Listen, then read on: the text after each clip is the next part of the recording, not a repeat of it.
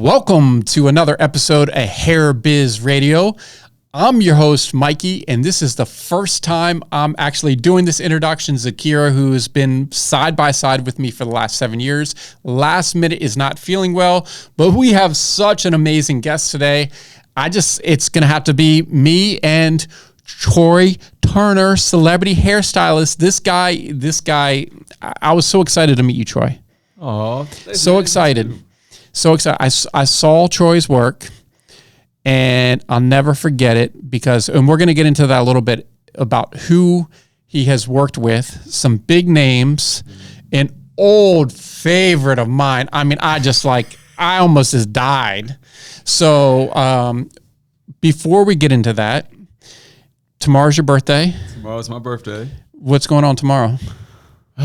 I'm flying to Miami tomorrow to celebrate my birthday. Okay. I'm also working on a movie while I'm there as well.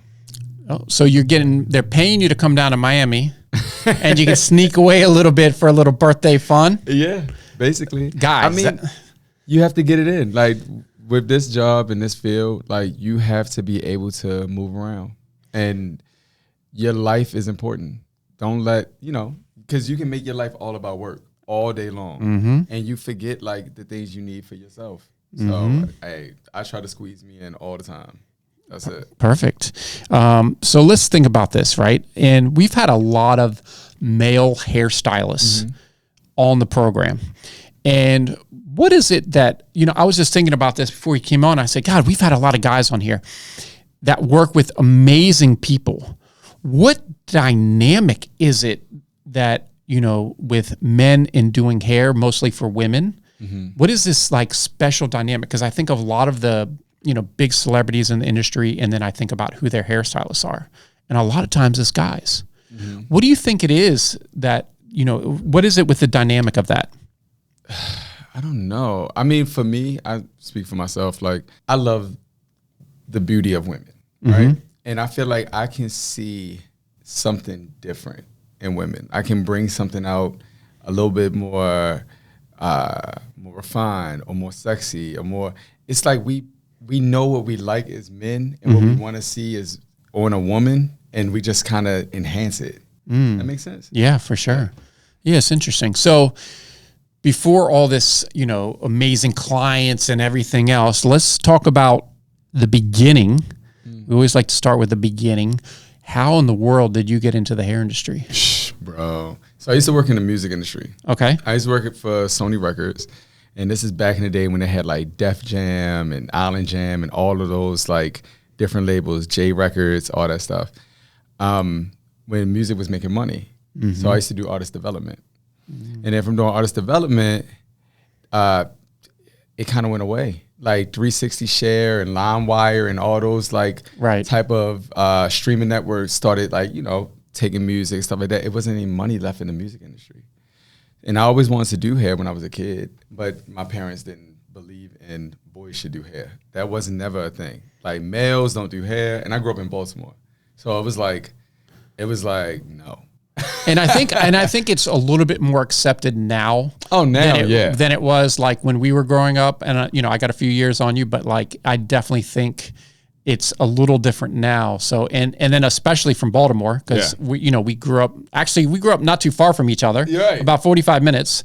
In Baltimore, I can see that coming out of Baltimore. So now, when you were doing the artist development, were you in New York or where were you? I'm sorry, I was in New York. Okay, so you were in New York. I got a job offer. So I was lucky. Kevin Lyles basically went to he didn't go. He graduated from my high school, but his sister was in my graduating class. So when I decided I wanted to get into, music and things like that, I had already kind of established myself with a in. Gotcha.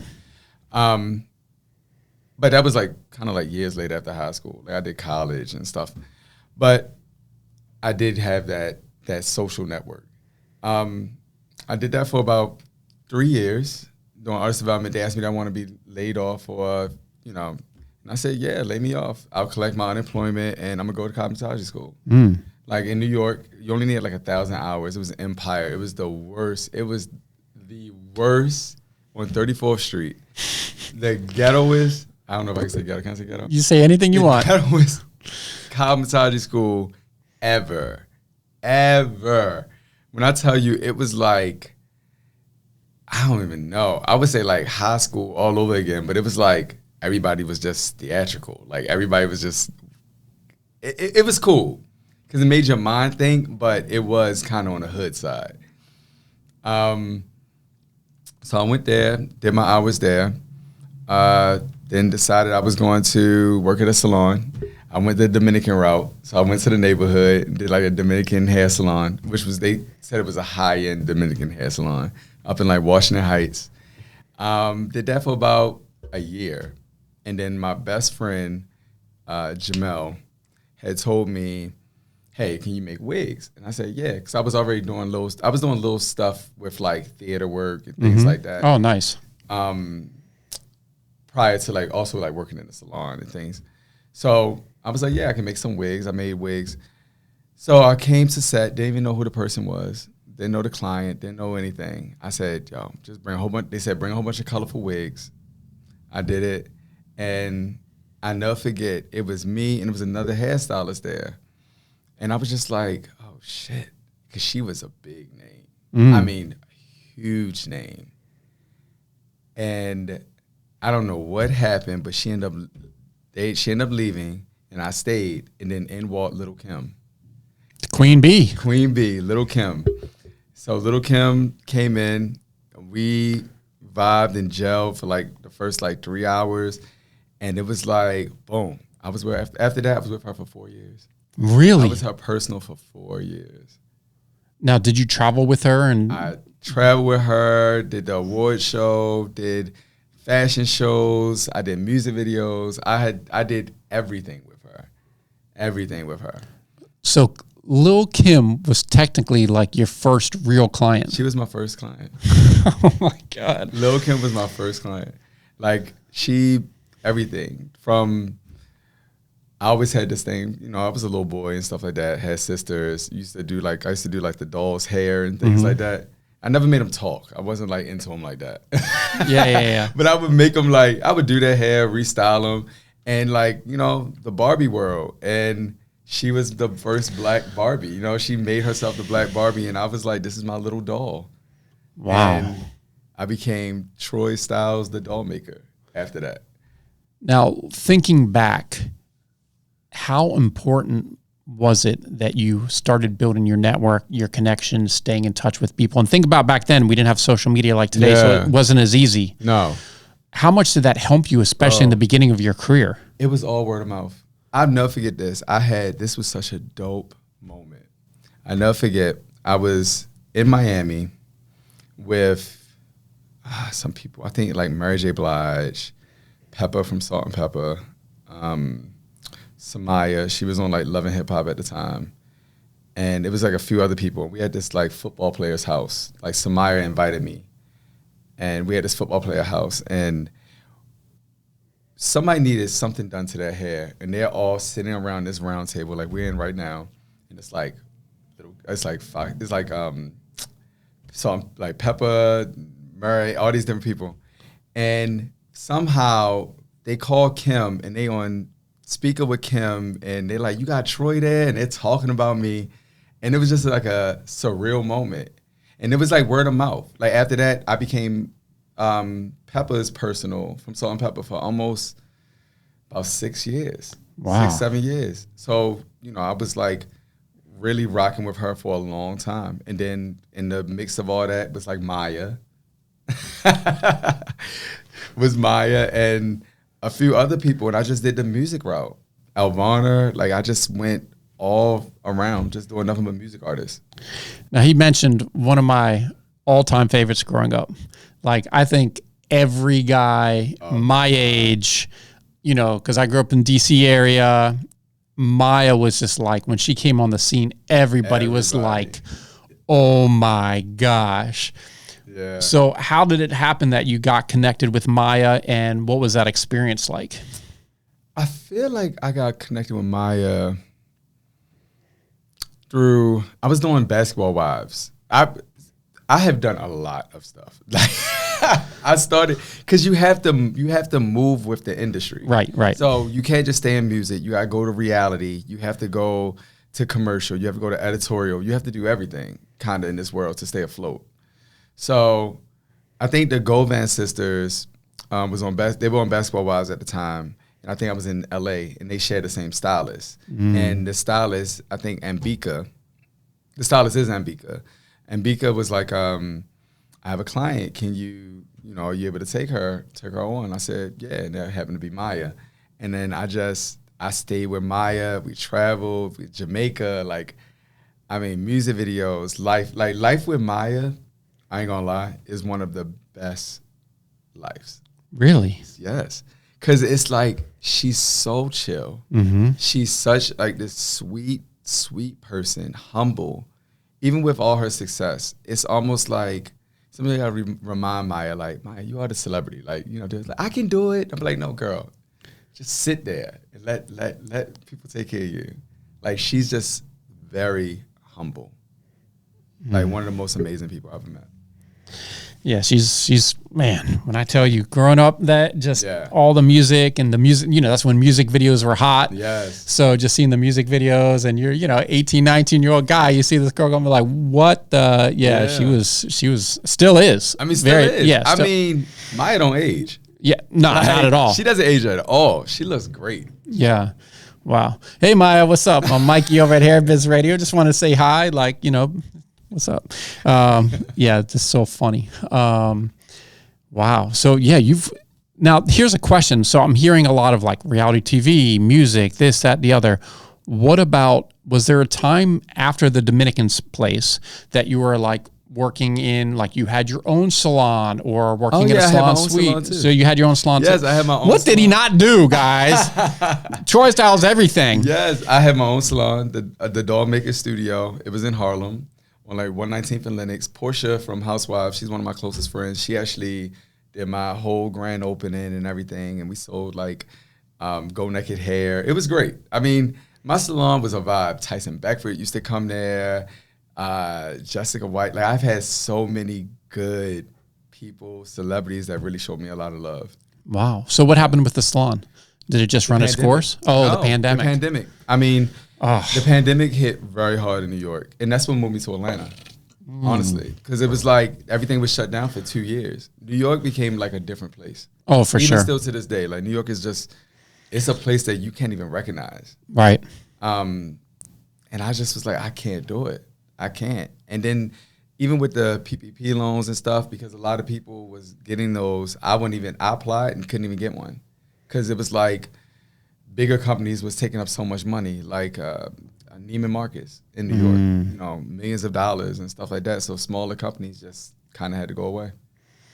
Wow. So that's how you got, because I hadn't even got to that point about how you got down here. It was because of the pandy. Because of the pandemic. Wow. And I wanted to work still, but it was a blessing, because coming down here, literally within the year, was able to get into the union. And to the TV and film union, so it opened up the door for the movie world for me. So it was meant for me to be in Atlanta. Yeah, Atlanta during that time, we were open. There was was wide open. Okay? Magic City was having Super Bowl sales numbers every weekend. It was. I always say for me it's called the stripper index, about how quote unquote busy the hair industry is. So the stripper index is, we have a lot of dancer clients, and when they're busy and they're making a lot of money, I know the economy and the hair industry is really good.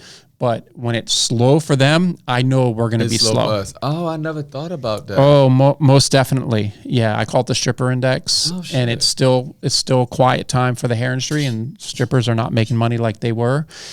So it's just kind of interesting. But yeah, there's still a ton of opportunity right now in Atlanta, you believe, as far as being a hairstylist all the. So this is the thing. Yes, it moved me to Atlanta, because I wanted to do that, but I don't work in Atlanta. I work in New York and New Jersey still. So I work Monday through Friday in New York and New Jersey. And I come home on the weekends. I found job, different shows and stuff here, but it's hard trying to open up, get into the Atlanta market, because one, this is a right to work state, right? So it's it feels like anybody can work on a show here. And it does it seemed like that too. It's a lot of people that's not in the union and things like that that's working on these shows, which is fine if you want to get, to help people get their hours. Like, I totally get it. But then it's like the number of non-union versus union people that's on these shows is so low. Like, the union members are so low. And there's more non-union people that's working and doing hair and makeup on these shows. And that's completely different than the New York, New Jersey scene. Because New York is not a right-to-work state. You have to be in a union. Atlanta is like, if you work at a beauty supply store and you can do a little hair, like, hey, we can bring you in. Really? Yeah. They just bring pretty much anybody. Anybody. Any and everybody.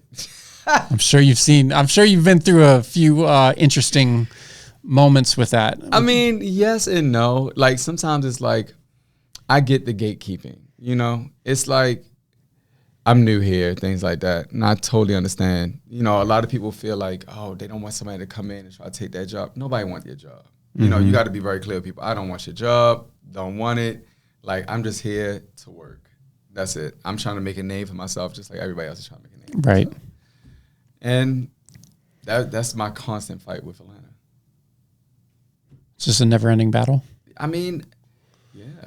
It's like, once you think you're in, it's like you're not. Because then it's like other people, then everybody has this roster of people, and where you fall in their roster, it's like, it's crazy. It's crazy. It's not even about work anymore. It's not even about, the talent, skills. It's more so like what you just can bring as yourself. And here's something like, so I know maybe hairstylists that just work in a salon suite today and they're not working on these exciting clients and everything else. Now, I definitely enjoy traveling. You enjoy traveling. But when it comes to, people think it's like always this glamorous thing as far as like flying back and forth. Oh, he's flying to New York and flying back and this. People don't realize what that takes out of you when it's on a consistent basis. Would you agree? I agree. I mean, just this week. This was my week. My week was, I was in Atlanta, had clients here. No, just wrapped the show. Miss Pat Settles It, season 3. Hello plug right there. Wrapped the show. Then had to come to New York, had to do one of my clients, leave, come back to Atlanta because I had to work on another client for one day, went back to New York, finished a client for 2 days, then had to fly out to Vegas, went out to Vegas, went saw did the whole Beyonce thing because you have to make time for you. You have to make time for you. Did that. I was out there for about 2 days, flew right back, my flight landed at 6:30 a.m. My call time for work was 7:30 a.m. Went straight to my client's house, did her, then I had to finish 2 wigs. That was like in a day. So I had stayed there for a day. And now I just flew in this morning to see you. Wow. And I leave tomorrow to go to Miami. I mean, it takes a lot of energy to keep up with all that. Yeah. So how important, obviously, if you guys, hopefully you're watching on YouTube or Instagram clip, obviously Troy's good shape. How do you, like when I travel, I feel like I just start just expanding. Like how do you stay in good shape and all that with this type of schedule? I have to be consistent. Like I don't drink, so that does play a big That helps, yeah. Drinking kind of take away any kind of sugar cravings. Mm-hmm. So I don't have no sugar cravings. And, being on set, it's like snacking all day long. Yeah. So you just have to pick and choose, like, things that you can eat, won't eat, things that make you tired, And it's okay if somebody offers you something to say no. Be like, no, I don't want this. Or, I'm not going to eat this. Because it's like, I know my body. Mm-hmm. Once you get in tune with your body, then it's like you can move. You really can move. You move faster. You know what you can do, can't do. You know your limits. So I really know my limitations on stuff. I think that's so important because, I think just in business in general, like right now I'm going through a period where I'm being very mindful of everything I eat and drink. Mm-hmm. So like I'm at 5 weeks, no alcohol, and I love my tequila. I don't drink too much of it anymore, but still, even if I have just a few, I feel like the next day a little bit tired. Mm-hmm. And I feel like in your position, you're traveling so much and doing all this, there is no like next day I'm just going to be like, no. It would be a wasted day when there's too much opportunity out there. Yeah. And then same thing, depending on what I eat, getting tired, and I'm like, right now we're working on so many projects. I need the mental clarity. I need the high energy. I need the good night's sleep. I need everything happening, so it's crucial. And I think, I don't really talk to many hairstylists about health that way, but as far as, the importance of health and being successful in the industry. Yeah. I mean, I take vitamins. I take vitamins. I'm big on like lion's mane, like mushrooms and stuff like that. Okay. So like lion's mane, things like that.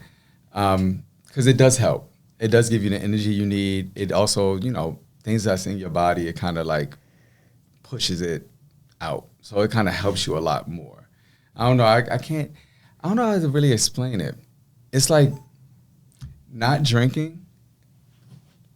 It opened up so much mind clarity. Right. It took away all like the static. And it's like your body is just living. I don't know how to explain that. I have like it's so difficult though, because I feel like drinking's such a social thing, and I'm a social guy. I'm sure you're a social guy, and it's like I think you just have to get over that hump of like just being used to just drinking soda water opposed to straight tequila or whatever you're. Or just like trick yourself, like do like if you need it just for like taste purposes, club soda and lime. You know what I mean? It gives you like almost like a fake tequila type of drink, right? So like just start doing things like that, or just do tequila and club soda. Yeah, like just start weaning yourself off of it, or not even doing that. Just if you do it often, just that's a way of just cutting back. Right. Nobody says not to drink. I'll never tell anybody not to drink. Like this is a choice that I made for myself. But no, like if you have to, a drink now and again, that's fine. Oh, of course, yeah. Yeah, I don't think there's anything wrong with that. What are some of the other things that you think have made you, gotten you in different rooms, have, allowed you to have this amazing vision to work with, I mean, some of the biggest names in the business? What are some of your secrets? Personality. I mean, personality is key. Hygiene is key. Personality is key. I smile a lot. And people always see I always smile and stuff like that. Because I'm like, I try to make sure that I come off as a pleasant person. I never want somebody to feel like they can't work with me or they can't relate to me. And that's another thing I do. I find relatability and stuff. So, for example, I know you work out. So I would like touch base on like you working out, like, oh man, so what do you do for this? And stuff like that, just to show awareness and that I'm paying attention to you as well. It's like social keys are really, really important inside of this business. Because you got to learn how to read the room. You have to learn how to know when to go in and out of conversations, know to stay in your position as far as a hairstylist, because there's times where things can be blurred and you have to be able to take control of it. So that's really, really big for me. Okay. What else? I know you got some more secrets now. Hey, don't be gatekeeping over here. Don't be That's gatekeeping. That's really the biggest one. Is that really just like you don't understand like how you look and even how you come to work. It really plays a role in who you are. It's who they see. It's like this is your first impression, right? My first impression is gonna be my best one, no matter what, and I'm gonna keep that up throughout the whole experience because I want you to not just remember me. But I want you to know that, oh, Troy was great to work with. Oh, I had a great time with him. Because you get your next job while you're still on the one you're on, your last one. Right. So that's how it works. That's literally how you play the game. What about any new techniques and other ways that you're going to do hair? How are you learning from other people? Are you taking classes? Are you just kind of watching stuff on social media? So how are you getting that continuing education, I guess I should call it? So sometimes for me, I feel like lately has been more trial and error because I have taken classes. I have taken classes. I took classes at like Dudley because I wanted to learn more about like my like natural hair or like our ethnic hair, right? Things like that. I've taken color classes at Weller, Bumble and Bumble. I've taken classes. I mean, I have done so many things, but now it's like when I see a new technique, I just try it. I do it on a mannequin or. I just, had my sister come over and be like, come on, let's do these, let's do these crazy braids or something. Yeah. That's it. But what I'm also hearing is you also did spend a lot of time and probably a lot of money investing in that continuing education to kind of perfect your craft in all different areas. Yeah, because I never wanted to be a person that said, oh, I don't know how to do that. Right. I never want to be that person. Because it's like, I'm going to learn it. If somebody asks me something, I don't know how to do it, I'm going to learn it. Give me some time, let me master it, let me do it, and I'm going to learn it. Do you feel like that since you have so much experience in the industry, you've kind of done all these different things as far with hair, that when you see things, it's a lot easier for you now to replicate it opposed to maybe 10, 15 years ago, it would have been like you see it and you're just kind of, oh my God, I need to like really take a structured class or something for this. I can replicate anything. At this point, I can. Like even down to like period pieces, like Bridgerton and stuff like that, I can replicate a hairstyle like this. Is that you just become so, like you said, I've done so much and I had to do so much and to just stay afloat. Like I just know that, I can replicate anything. You just became a master of your craft. And color. I can look at a color, I can break a color down. I can tell you what it is, what developer they use, how long it was sitting for. I literally can break color down to a science. Now, this is going to be a random question. We have a nice lace closure, right? And you need to bleach the knots for it. What is, I know this is random, guys, but what is your process for that? For bleaching knots? Okay. So I want the consistency of the bleach to peroxide, the developer, to be thick. Very, very thick. Okay. Because you don't want it to penetrate through. Only thing I would do a little different, I use a little bit of Shimmer Lights conditioner. Okay. Because I want it to be not brassy and I want it to have that blue kind of tint because then that gives me a skin tone.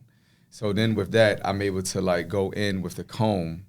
So what I do when I go to bleach my knots, I take a comb and I kind of do a high lift on the actual hair. That makes sense? So I comb through with like a small rat tail comb and I just give it a little bit of root. And that will help it lift the color up a little bit. And then I would take normally like a ash color, like a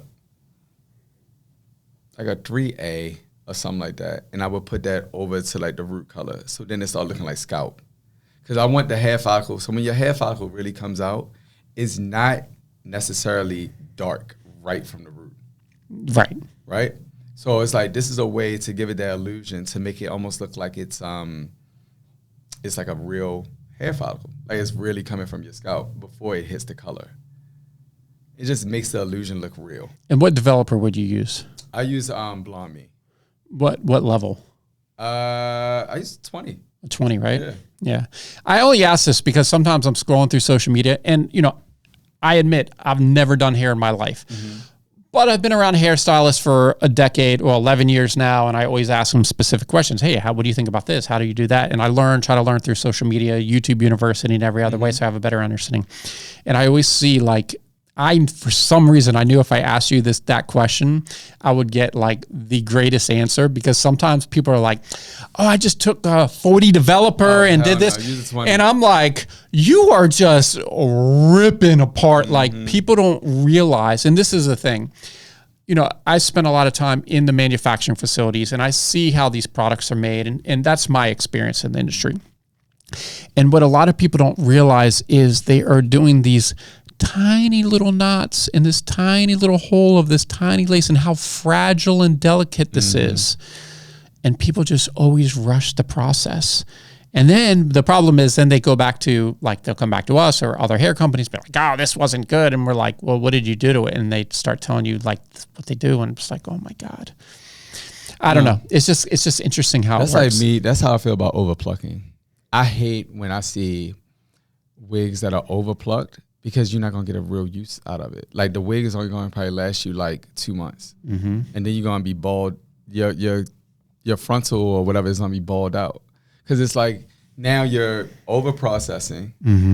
You're using the straightening comb like crazy to press it out. So that's already drying out the hair, ripping out the hair. And then you overplucked. So by that time, you're going to be bald headed. You just bald headed. But this is one of the things that I I agree 1,000% with that, because what a lot of people don't realize is when a hairstylist is plucking the hair, they're actually creating micro tears in the lace. Because this is a little knot on the lace and they're just ripping it apart. We actually developed, I'll have to show you after this, we developed our own hairline that doesn't need a lot of plucking. We don't have it on a lot of our lace products, but it's, I called it the invisible hairline. And because you think about when someone is ventilating the lace, I was always asking like, well, I see everyone plucking. I was like, why don't they just make it a little bit more natural from the beginning? It has gotten better over the years. I don't know if you remember, like, I'm thinking the lace products from like 10 years ago, it was this like block line. Oh, it was so thick. How thick was that? Oh, that was thick. Yeah. That was thick. I don't know. Like, I don't understand why that was so thick. I'll tell you why. Like, especially if you were getting lace products, say out of India, right? So like Indian hair is like the quintessential hair bundle over the last 20, 30 years as far as like the raw bundles and the natural looks and whatnot. But one of the issues is when they're doing the ventilation, and it was a lot to get them not to do this. The ventilation is, if you see Indian women, they generally have this unbelievably thick frontal hairline. So that's what they knew. That's how they thought everybody looked, and that's what they wanted. And it just took a lot of time to kind of retrain their mind that you don't need this like block of hair in the front, especially for these lace products, you know, and it's saves time, saves money. But it's crazy because I feel like now, we're going back to that hairline. Really? Have you not seen? I feel like, I don't know if it's because of Beyonce and the whole Cowboy Carter and all this stuff. Even like the hair now, like people want that real shiny hair. Have you noticed that? So much, like it's like really shiny, really, really full. It's really like, we know it's not your hair type of hair. Like it's no fantasy. Before it used to be like a fantasy with hair. Like, oh, like I don't want people to know I'm wearing a wig type of thing. Now it's like, throw a wig on.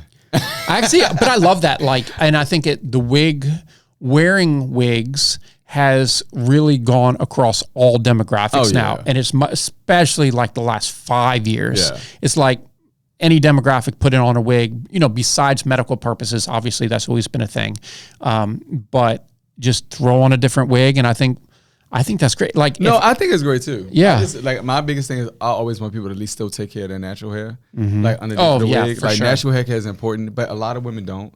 Because when I moved to Atlanta, it was a lot of people was doing this like thing where they was like to lay the lace down really good, they was cutting back their hairline. Do you remember that? Did you know about that? No, I don't want to even know about that. People was shaving back their hairline. Like literally shaving back their hairline so they can lay a wig down. It was crazy. People will go to extreme lengths for that perfect look. So how do you keep up with trends? Because we're kind of talking about trends and certain things. How are you getting what's the next trend and information about that and what people are going to want? I try to make my own. I don't even really break down other people's stuff and what they do. I mean, I just try to create my own thing. It's like you have to make your own trend. That way you stand out and you be different. Like you want to be that. That's why I got into the TV and film world, because I want to be able to make the trends. When you see them on TV, it's like you can relate back to them. Right. I want to be like, oh, Troy created that. You know, that's the whole. I feel like that's like the whole purpose of being a hairstylist, to create something that lasts forever. You know, that people can like go back and see that you can imitate what you did. So I create my own trends. Okay, trendsetter, guys. So, speaking about shows and stuff, are you able to talk about some of the shows in the last few years that you've been on? Because it seems like you've been on tons of stuff. Oh yeah, I mean, I have done a few. I mean, I've definitely done every reality show known to man. Every reality show, from Housewives of Atlanta, Potomac, all the Love and Hip Hops, the Basketball Wives. The game shows. Crime Scene Kitchen. Jeopardy airs, I think in 2 weeks with Michelle Buteau. So I did Michelle Buteau for Jeopardy. Not Jeopardy. What is it? Family Feud. Okay. So that, I've done every game show and reality show at this point. And how are people finding you for this? Is it just Word social of media? mouth. Is it really still word of mouth? It's word of mouth. Well, I'll tell you, my career is really based on word of mouth. It's like, we got this guy, his name is Troy, he can do it. Just put Troy there. Yeah, just he's kind of like he's the fixer, basically. I'm like the fixer. Yeah, I am. It's so funny because I took on one of my clients. I mean, one of the clients that I have now. She has a personal, another hairstylist, but she went on tour with Beyonce. Shout out to her. That's wow, my girl. that's I huge. So she went on tour with Beyonce, and I took over her client, and it was the most smoothest ride, like. Personality-wise, it was great.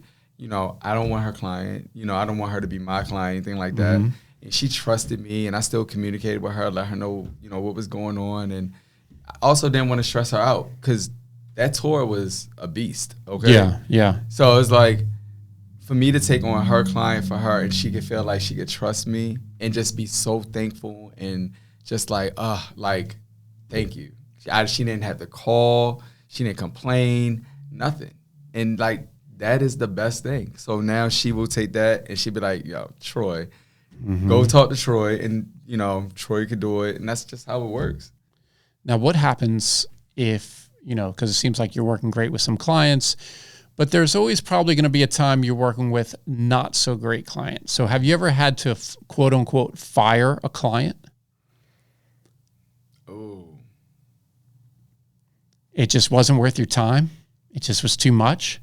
I have. Yeah? I have, bro. I have. Oh. But you know what it is? Huh. It just go hand in hand. When the money isn't right, you gotta go.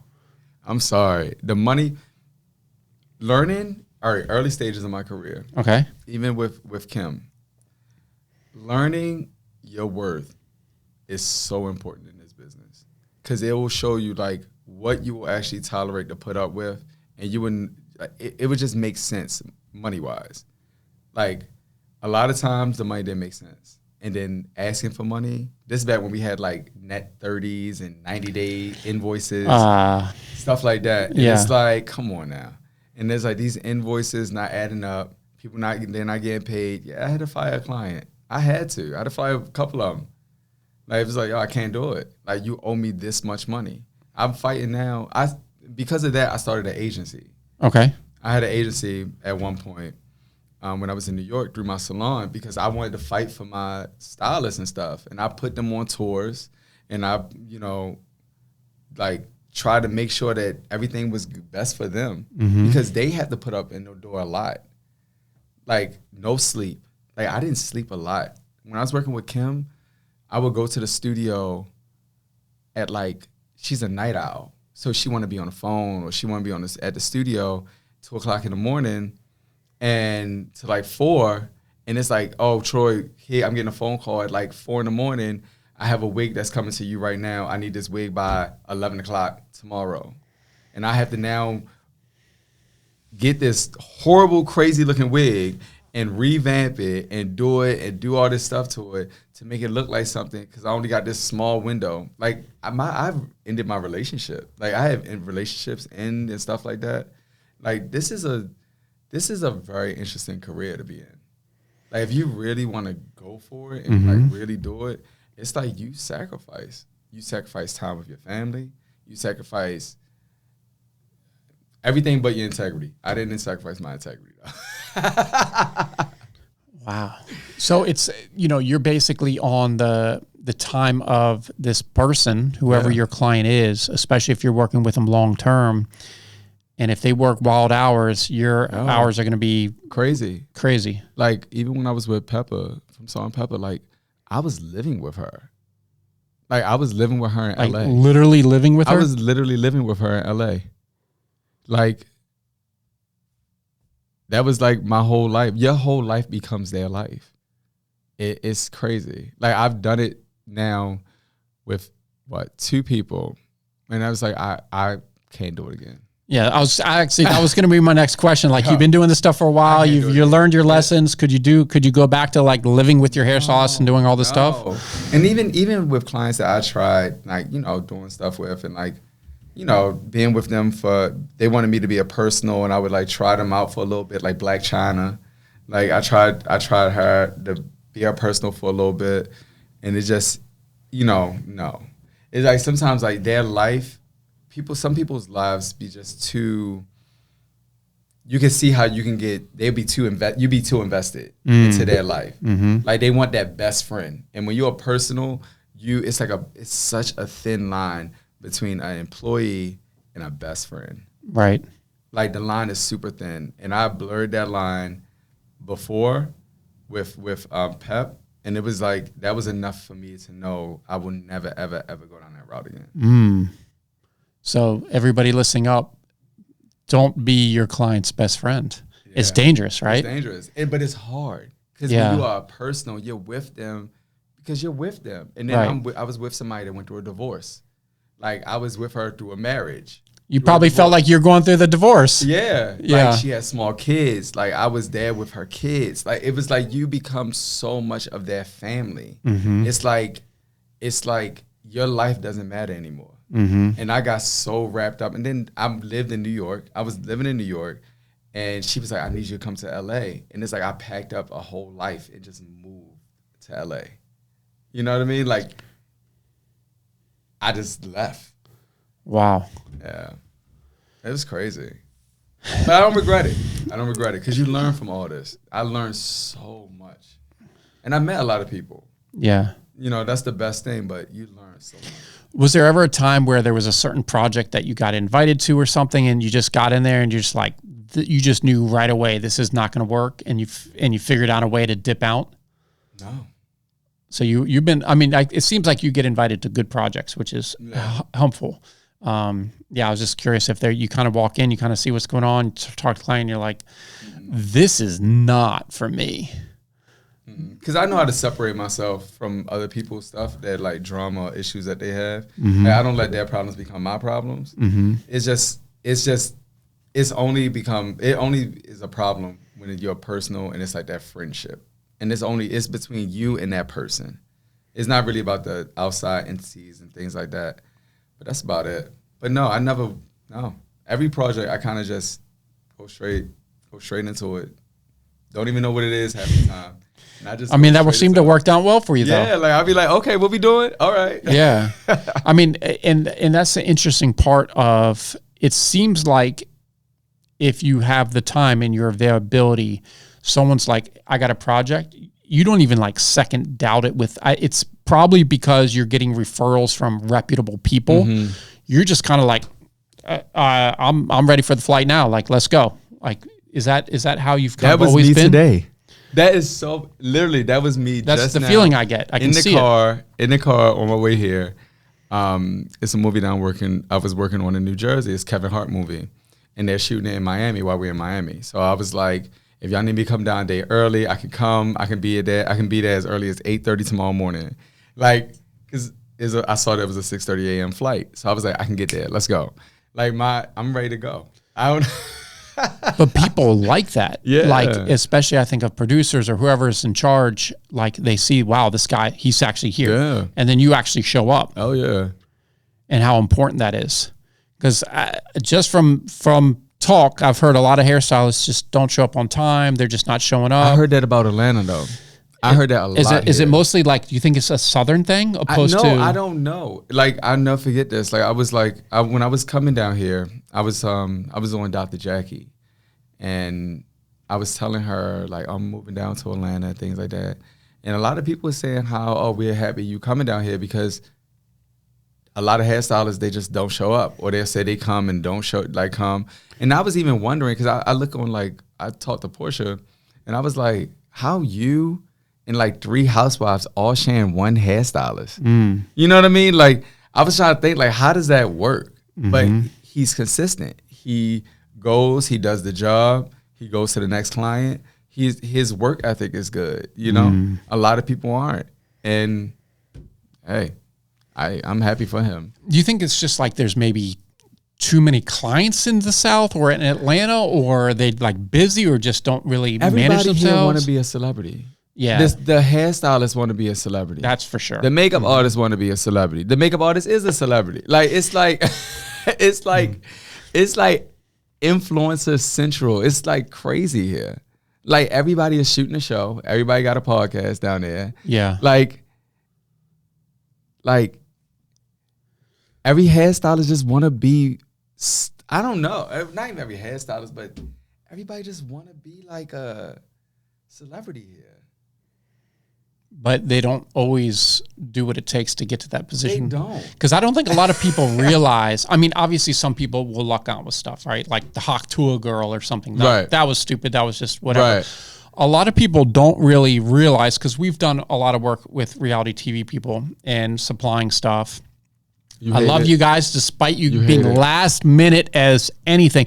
Mikey, I need this, impossible to find, this, that, the other. And I'm just like, okay, you got to give me at least more than like an hour notice on this stuff. I need a 280 density, 62-inch wig. Yeah, I mean, it's just kind of crazy. But what a lot of people see, like the reality side, or they might see this, but a lot of the people, the quote unquote celebrities, a lot of them are putting in some work. Oh yeah, like this is not an easy life. Oh no.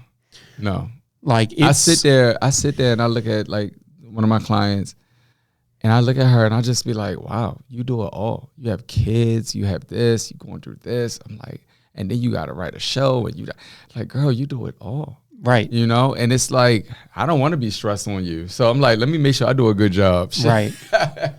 Yeah. That's one thing you don't have to worry about.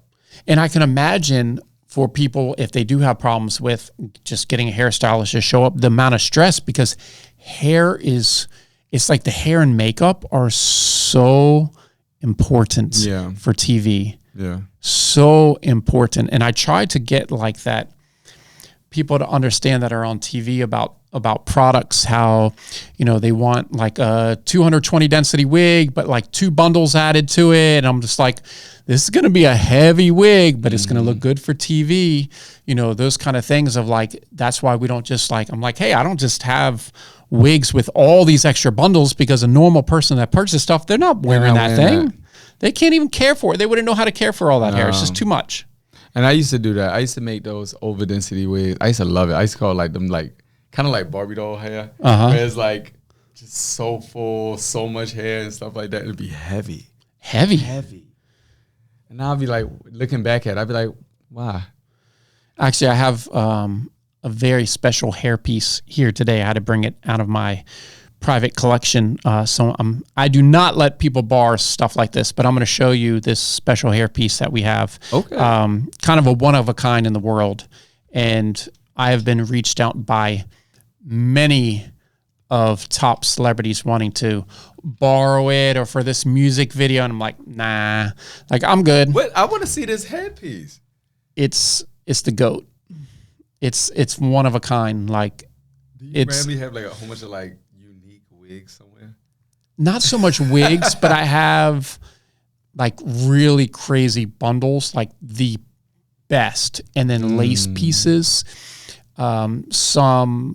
Some 13 by 6, 45-inch, perfectly raw, perfectly ventilated frontals, stuff like that. When there is that time where, for me, I'm big on relationships, right? And I think it's real important to build relationships in whatever industry you're in. Mm-hmm. And I have before created somewhat of a masterpiece for someone and use that as an introduction. Mm-hmm. Because honestly, generally, it's funny. I was talking to the team about this. Like on TikTok, I've been posting about hair on TikTok for 2 years, right? Do you use TikTok much? I just got into TikTok. Yeah, like you're a word of mouth, which is even better than social. I'm trying to figure out TikTok, though. It's crazy. I've been talking about hair. I have so much experience actually in manufacturing facilities and doing all this stuff. Mm-hmm. I'll talk about it on TikTok. No one watches because I'm sure they see me and I'm holding some bundle. They're like, this guy has no idea what to talk about, right? Then last week, like 2 weeks ago, I started talking about investing. All of a sudden, everybody wants to listen. And it's so random, social media sometimes. So random. It's so random how all this stuff works. But, you continue to learn. And I think that's the fun part. But what excites me about you and your business is you're not so social media driven like people are today. But that is such a good representation of your work. People don't understand today as much the value of word of mouth marketing. It is by far the best marketing there is. It is. Because the introductions, people that, are introducing you for shows, for movies, for whatever it may be, to get that and to have it consistently all these years, you must be doing something right. Oh, yeah. Yeah. I didn't even think about that. Yeah, because right now, so many people are relying just on posting on social. That's all I do is post on social, right? Mm-hmm. The word of mouth part is unbelievable, because just think in your career how many doors have opened because of word of mouth marketing. Like, you use social media, right? Because I follow you on social media. I see your stuff. It looks great, but I feel like you go above and beyond with your work, that you're not reliant on social media like so many people today. Yeah, and that's very different. It's very different. Yeah. Like, I don't, when I post stuff, it has to have like meaning behind it. Like, it can't just be, I can't just post like, oh, I did a finger wave and this is it. This is, for me, I don't. It's like, it has to show like something behind it, some kind of message or something that, this is going somewhere. This is going to be in a publication. This is going to go do something. I in my story, I'll play with stuff like, oh, I did like this blowout and I just like how it looks. But as far as like being on social media like that, nah. So you're not reliant on social media for business? Not really. Yeah. No. I mean, that's a really good place to be these days, because a lot of people can trick. I feel like you can trick. Oh, they do. You know what I'm talking about, right? I mean, they edit. They do, especially. I've definitely seen it more with hair and makeup. Definitely more with makeup.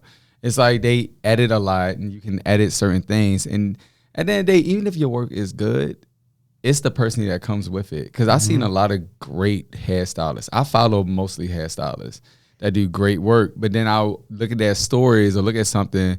Somebody went viral for like cursing out their client, or they're late. The client was waiting for 2 hours or something like that. And now this girl was going off on this, on social media war with the stylist. It's like a whole thing. I've seen that so much. And it's like, really, it's your personality, your work ethic. Like, if you really want to make it in this business and like be bigger, then, build a name for yourself, get out the salon from behind the salon chair, you got to really work on work ethic. And I think professionalism, personality, everything. Like, how you present yourself to the world is how the world is going to take you on. Right.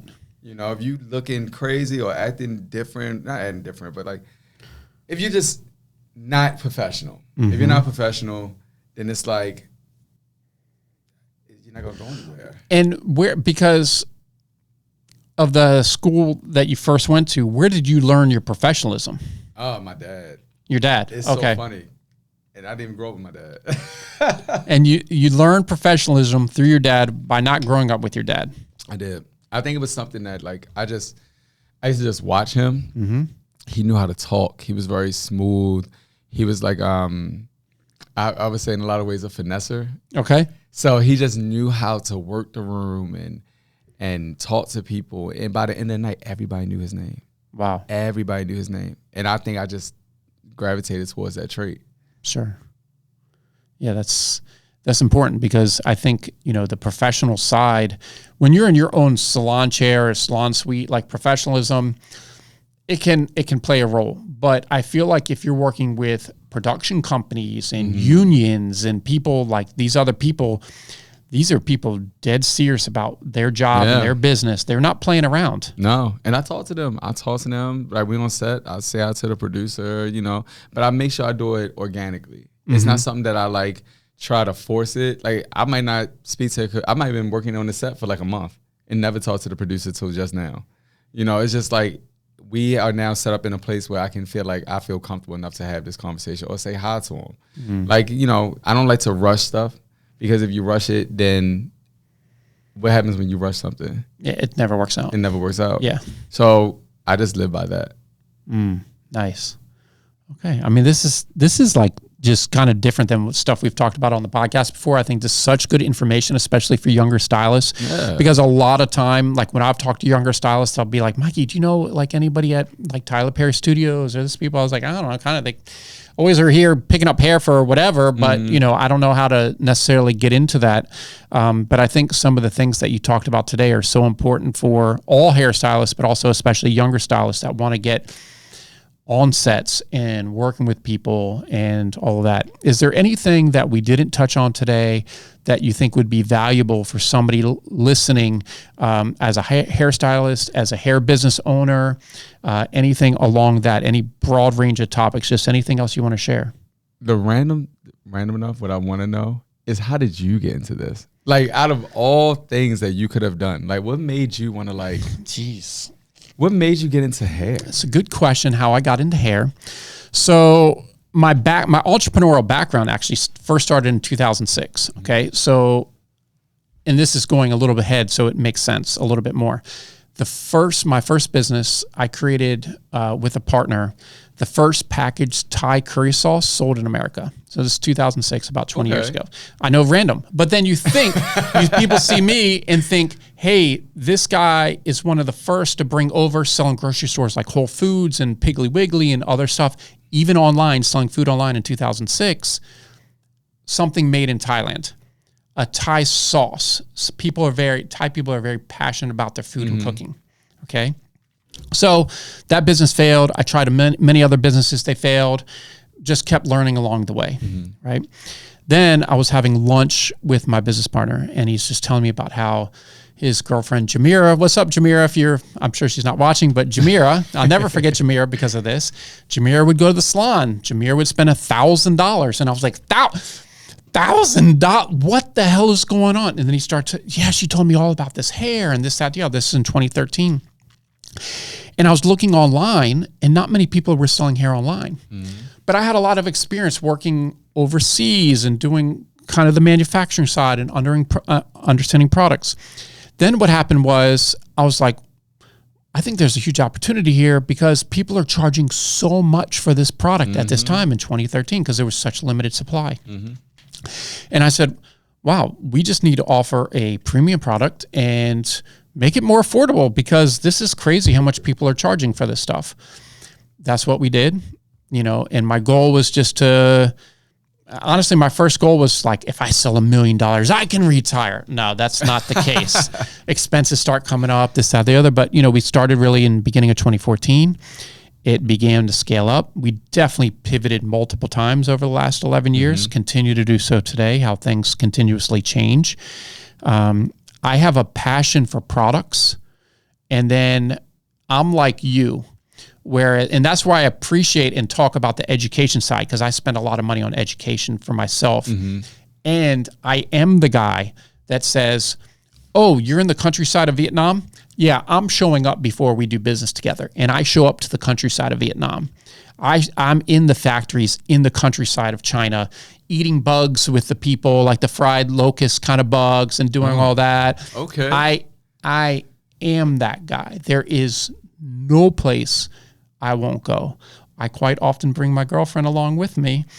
Just last year, we were like literally in the countryside of Cambodia, in this, I'll never forget, this Toyota Prius going off-road, and we're like this, and she's texting me, if I die on this trip, I'm gonna kill you. And I was like, but we need to find the hair. I love it. Oh my God, y'all be so good for Amazing Race. It's so funny. We've talked about doing Amazing Race. For real? That is like Amazing Race, because our personalities are very different. Like, I'm very outgoing. I'm just like, we're just going to do everything. I don't care. I don't care what people think about me. Same. It is what it is. When you're not doing well, people hate you because you're not doing well. When you start doing well, people hate you because you're doing well. I always say you just have to be a great person along the way, and try. You can only try to bring people with you. And that's what we've always tried to do here at Private Label. The best we can, even when sales have been slow and other things, like just try to manage it. So I just think it's always been an interesting part. And I just fell in love with hair, every aspect. I love that. The people that I've met, the creative people like yourself and other hairstylists we have on podcasts, and the really tens and thousands of hairstylists we've worked with, and helping so many people start businesses. It is honestly the most rewarding part of the business, is getting those messages. Oh my God, Mikey, I got my first sale. Oh, I love that. And I'm like, damn, that's why I do. Like, and it'd always be on that time where you're a little down that day. Something's not going right. Something will happen. And you get that and you're like, brings you back up. Mm-hmm. And that's another thing that like a lot of people need to realize. They need to start taking risk. Like, it's nothing wrong with taking a risk. Even with hair, with a new business venture or anything like that. Like, and put it out there. For sure. You know, like hairstylists, put your work out there. Like, yeah, you can use social media, but also don't get discouraged. Not everybody's on like everything you do. Lord knows. And I think you have to reach out to people. Yeah. Like, I think social media is so inbound. There's very few people doing outbound. Okay. So I think more people, if you want to be on shows, make a professional LinkedIn profile, find out who's in charge of this show, start reaching out to people.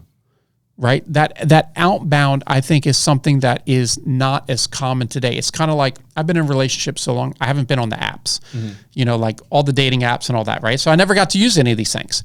And it's just weird to me.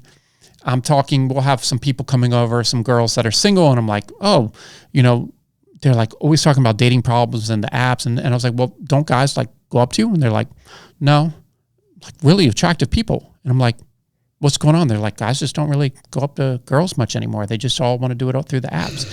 And it's like that personal. People are scared of rejection. They are. People are really, really scared of rejection. I don't understand that. Like, but you think you would be where you are today if you were afraid of rejection? No. Absolutely not. You got to get over it at some point. And I've seen, and I'm going to be honest, like, I do a lot of times in this industry, especially working with celebrities, like, you have to do what they like a lot of times. And that not necessarily mean, you know, this is my best work. I know a lot of times my best work hasn't been put out there. I've seen my work on the Shade Room and, you know, different blogs and people just ripping it apart and stuff like that. And it's like, but that doesn't discourage me. I'm like, see, I told you, Kim, like, I told you I ain't like that. They ain't like it either. Yeah. You know, it's like, but you got to put yourself out there for criticism. That's why you can always come to me with criticism. Tell me, Troy, I don't like this. Oh, I don't want to do this. And that's fine.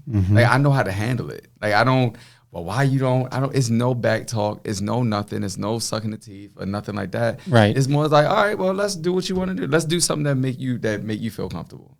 Because at the end of the day, it's all about your client. It's not about you, really. Because like, you want to make sure they're comfortable. Yeah, I'll make sure I put my 2 cents in. And I'll even show them, like, see, this is how it's going to look if we do this. Like, that's what I do now. I'll do, like, 3D renderings of, like, hairstyles that I can put on a client with their pictures. And I'll show them, like, look, if you want to do this color, this is how this is going to look. So I'm telling you, we need to go more ashier. Because sometimes they just need to see a visual. Because what they think in their mind is never, ever the reality of what they see. So it's like you got to work them through it. Gotcha. Yeah. Man, this has been great. It's been a long time coming. Yeah, man. It was worth it though. Yeah, I'm just excited to sit down with you and learn more about you and your journey, and to be able to share that on our platform is just, I really do appreciate it. And tell everybody where they can find you. Social media. Yeah. So yeah, my Instagram is Troy Styles, TroyStylez. It's the same on TikTok and I think Facebook. What are you on the most? Like, if someone were to reach out to you and ask a question, what are you on the most? Probably Instagram. Easiest way? I'm more on my personal Instagram because I have 2. Okay. I have a personal one and I have a work one. That's all work. But my personal one is Otroy, OHHTROY, and then my work one. But I respond to both. Okay. Yeah, people always hit me up and ask me questions and things like that. I get a lot of dating questions though for some reason. Really? Yeah, like, I'm going on a date with somebody, should I? Because, you know, as a hairstylist, you become like a counselor. Yeah, that's true. Therapist. Yeah. So, like, I always... See? People calling in right now. We got a call in right now asking a question. No, but... So all the hair and dating questions you have, just go ahead and hit them up on Instagram, and life will be good. Yeah, that's it. All right, guys, thank you so much. And until next time, make sure you subscribe. We're on all the podcast platforms, YouTube, of course, all our clips on Instagram, TikTok, and everywhere else there's social media. We'll be back soon with another episode.